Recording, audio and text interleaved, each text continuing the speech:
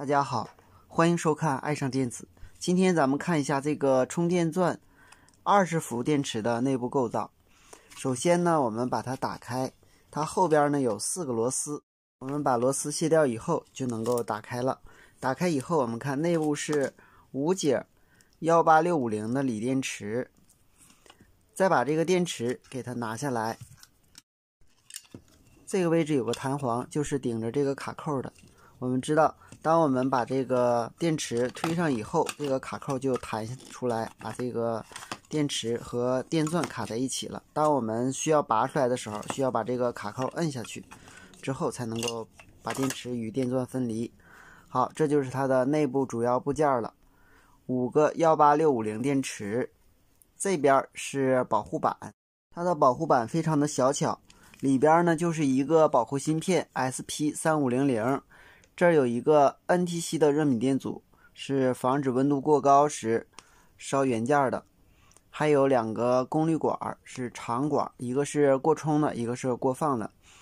我们看这个位置是它的负极，是接黑线的，是接到这3个接线柱上的。这端是它的正极，是接红线。由于它是5节锂电池，所以充满电时是21伏左右。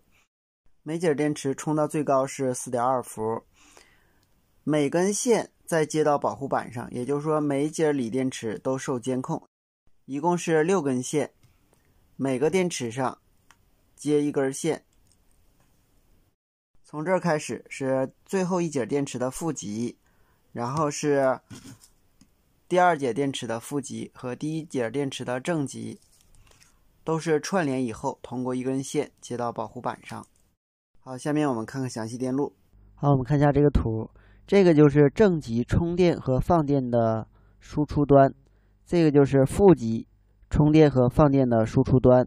它内部有2个功率管，一个是充电保护功率管，一个是放电保护功率管，都是场效应管。它的1角是过流检测引脚，外接电阻，然后接在负极上。2角是充电保护功率管的3极驱动。当电池可以充电的时候，或者是可以放电的时候，它是检测每节电池的电压。这时这个长管3极输出高电位，单个电池任意1节电池超过 4.25 伏时，2角输出低电位，使过充保护管截止。3角是过放保护引脚。当单节电池低于 2.5 伏时，3角输出低电位，使过放保护功率管3极为低电位，从而使长管截止，达到了过放保护的目的。4角 CS 是另一组过流检测引脚。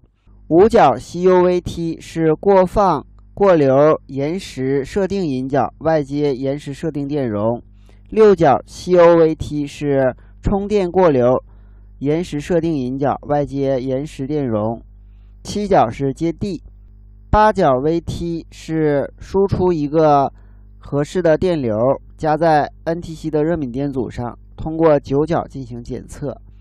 当这个位置的电压过低的时候，内部芯片使过充和过放引脚输出低电位，从而达到过充或过放保护的目的。11角、12角、13角、14角、15角都是电池检测引脚。16角是芯片供电。好，今天咱们就到这里，谢谢大家，再见。